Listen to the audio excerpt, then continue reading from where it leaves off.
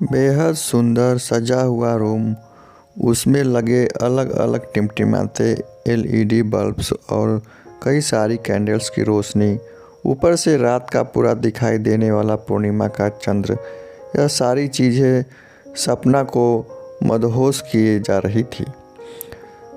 Shahid room में सजाकर मैं थोड़ी देर में वापस आता हूँ कहकर सपना को उस रूम में अकेला छोड़कर चला गया था। सपना जो शाहिद से इतना प्यार करती थी कि उसके लिए उसके एक बार कहने से ही अपना घर छोड़कर उसके साथ आ गई थी, इस बात को उसको कोई अफसोस नहीं था। सपना को अपने सपनों का राजकुमार मिल गया था। इन दोनों ने भागकर शादी कर ली थी और आज उसके मिलन की रात थी। सपना बड़ी बेसब्री से प्रेमी का इंतज़ार कर रही थी।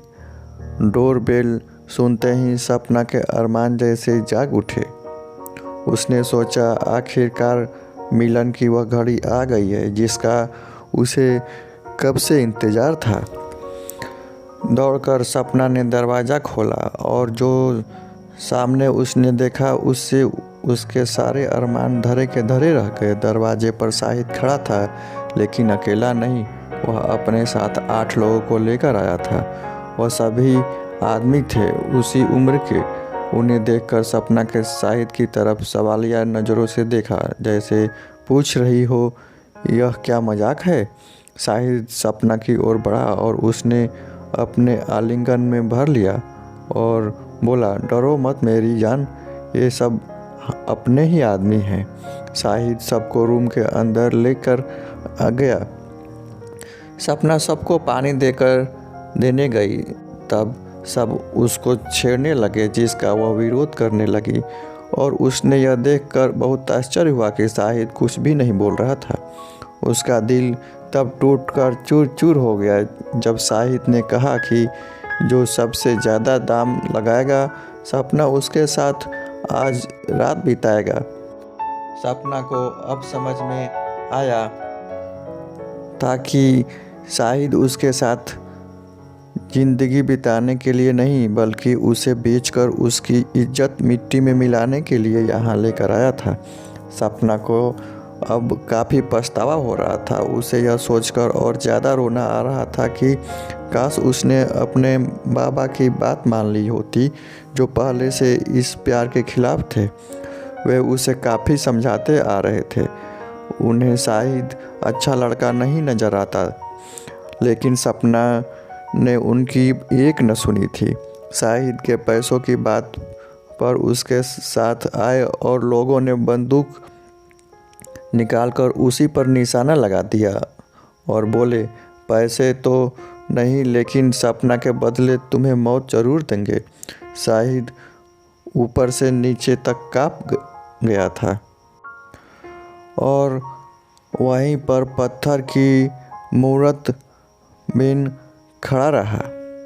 सभी लोग सपना की ओर बढ़े उसका दामन दागदार करने के लिए। सपना सोच रही थी उसके साथ कुछ भी गलत हो, इससे अच्छा है उसको मौत आ जाए। जैसे जैसे लोग उसके करीब बढ़ते जा रहे थे सपना और भी ज़्यादा डरती जा रही थी। जब उन लोगों में से एक ने उसकी साड़ी को छुआ ही था कि दरवाजे पर पुलिस की एक टीम ने दस्तक दी, जिसके साथ सपना के पिता भी थे, जो सपना को तलाशते हुए उसके ठिकाने तक पहुंच गए थे। अपने पिता को देखकर सपना को जैसे नया जन्म मिल गया। वो तेज़ी से दौड़ी और अपने पिता के गले लग गई। सारी बात पता चलने पर उसके पिता के आंखों में खून उतर आया। अगर साथ में पुलिस न होती तो शायद वह उन लोगों में से किसी एक की जान ले लेते, लेकिन पुलिस ने उन्हें रोक लिया और सभी को गिरफ्तार कर लिया, शाहिद को भी। दोस्तों, हम प्यार के खिलाफ नहीं है, लेकिन आज के ज़माने में जो देखा देखी में या फिल्मी कहानियों को देखकर जिस तरह का प्यार युवा युवतियों करती हैं, बिना सोचे समझे उसके खिलाफ है। अपने माता पिता और परिवार को दुखी कर कोई भी प्यार कभी सफल नहीं हो सकता और बिना एक दूसरे को अच्छी तरह जाने, एक दूसरे का नेचर पहचाने जो प्यार होता है वह प्यार नहीं, वह महज आकर्षण होता है और कुछ नहीं।